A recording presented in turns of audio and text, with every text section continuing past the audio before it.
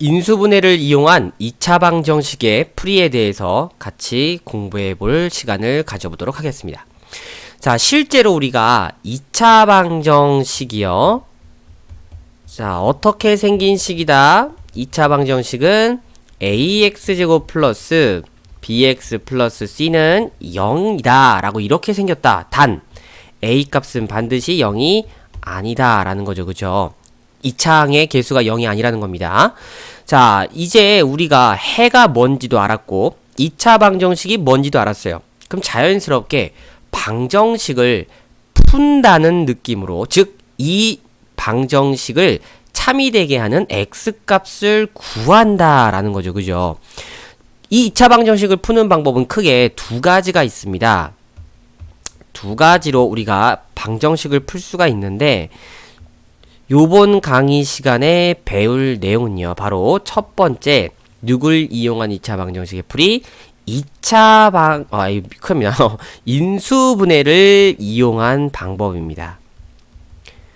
자, 두 번째 내용은 다음 강의 시간에 얘기를 할 테니까, 요거는 그냥 다음 강의에 얘기를 할게요.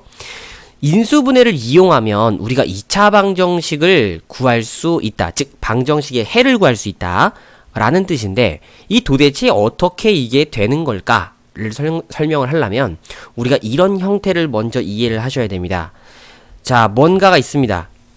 A라는 식이 있어요. 자, 뚱뚱한 겁니다. 뭔가 이 안에 여러 가지 있습니다. 그리고 또 B라는 식이 있습니다. 이 둘이 이렇게 곱했을 때 여러분, 이게 0이 되려면 과연 어떤 경우에 0이 될까요? 당연히 두 가지 경우가 있을 수 있습니다. 언제냐면 A가 0이거나 또는 B가 0이면 되는 겁니다. 그러니까 둘 다 0이어도 되는 거지만 둘 중에 하나만 0이어도 이 식은 성립할 수 있다라는 사실이에요. 자, 그럼 이 구조를 우리가 왜 배웠느냐? 지금 여러분이 2차 방정식이 인수분해가 되면, 즉 2차식이 인수분해가 되면 어떤 형태가 될 수 있다를 우리가 볼 수 있냐면, 1차식과 1차식의 곱의 형태로 모양이 바뀌어진다는 모양의 이 형태를 주목하셔야 됩니다. 예를 들어서요, x 플러스 2, x 마이너스 5는 0이다. 사실 이 식은 원래 이렇게 생기진 않았을 거예요. 이 식을 전개하면요, 너는 x제곱 마이너스 3x 마이너스 10은 0 이렇게 생겨먹은 2차 방정식이었을 거예요. 근데 만약에 이 식을 선생님이 이렇게 인수분해가 되는 형태로 바꿨다고 해봅시다. 그러면 지금 여기서 처음 우리가 설명했던 원리에 맞춰 얘기한다면 분명히 너 곱하기 너가 지금 얼마입니까? 0이에요. 그럼 이런 경우는 언제 일어난다? 숫자를 맞춰야 되겠죠. x 플러스 첫 번째 x 플러스 2가 얼마다? 0이다. 그다음 두 번째 언제다? x 마이너스 5가 0이다. 아, 그럼 이건 x값이 얼마일 때? 마이너스 2일 때. 이건 얼마일 때? x값이 5일 때. 이렇게 x가 마이너스 2 또는 x가 5라는 우리가 두 개의 x값을 구해줄 수가 있다는 거예요. 자, 결론이 났죠. 그쵸? 우리가 인수분해를 통해서 1차식과 1차식의 곱으로 얘네들 2차 방정식을 인수분해할 수 있다면 각각의 인수가 0이 되는 형태로서 우리는 x값을 구할 수 있다. 일반화해서 표현을 좀 해보면요, 우리가 ax-b cx-d는 0이라는 형태, 즉 1차식 곱하기 1차식의 형태에서 이런 형태를 만족하는 x값은 x가 얼마일 때? a분의 b일 때, 또는 자, 5월입니다. 영어로 또는 한글로 그냥 적어줄까요? 그게 그거죠. 자, 또는 x가 c분의 d일 때 이때 우리는 이 2차식에 만족이 되는 x값을 구할 수 있다라는 겁니다. 자, 요걸 연습하게 되면요. 이제 우리가 2차 방정식의 해를 구할 수 있어요. 실제로 2x제곱 플러스 5x 마이너스 3은 0이다. 자, 이 2차 방정식을 풀어라.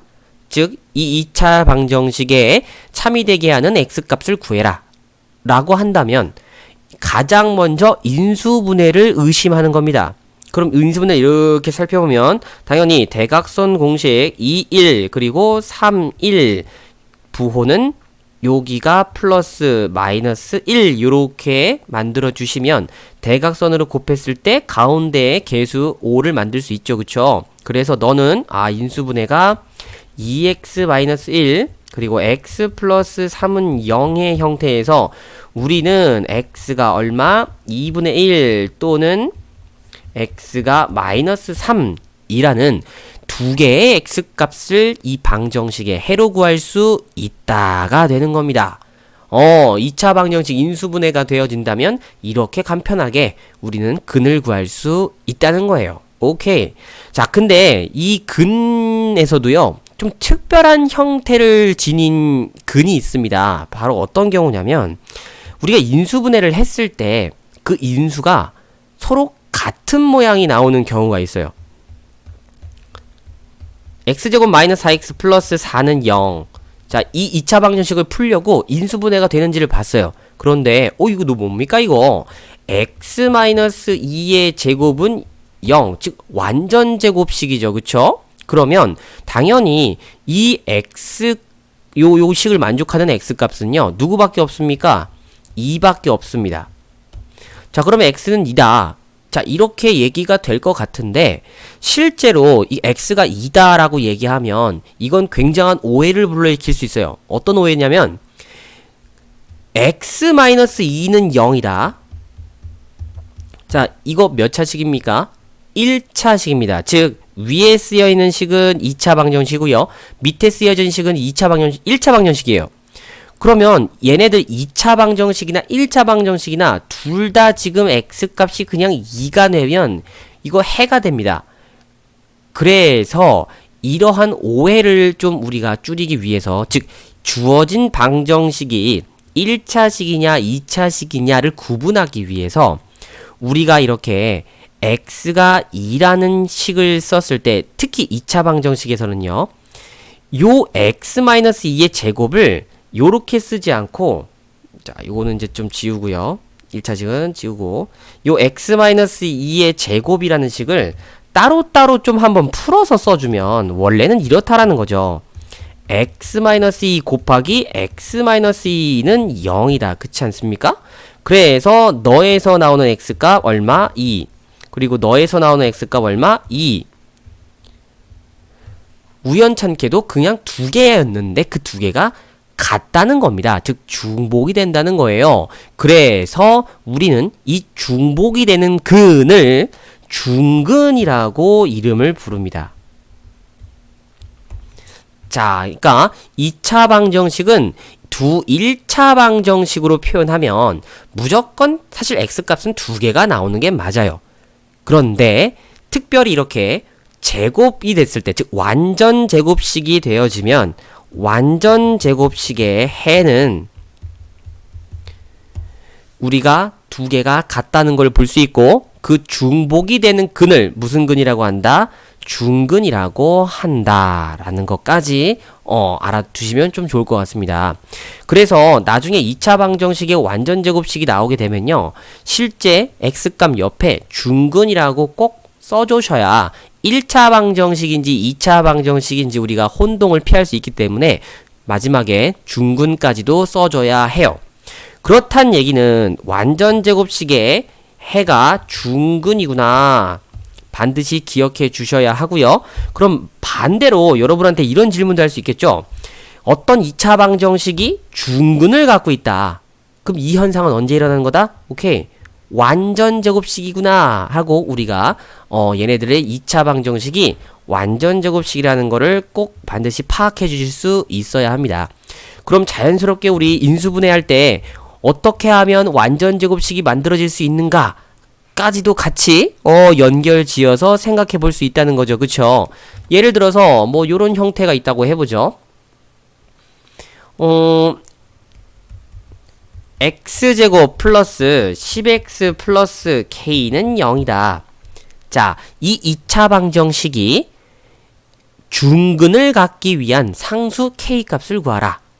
자, 요렇게 문제가 주어진다고 하면 중근을 갖는다? 그럼 반드시 이 식은 무슨 식이다? 완전제곱식이다 하고 이렇게 자연스럽게 연결이 되어야 합니다. 그래서 완전제곱식이 되기 위한 조건은 뭡니까? 상수항은 1차 항의 반값의 제곱이었죠. 그쵸? 그래서 k는 x 개수의 반값의 제곱 얼마입니까? 25다 하고 이렇게 구해 주시면 되겠습니다.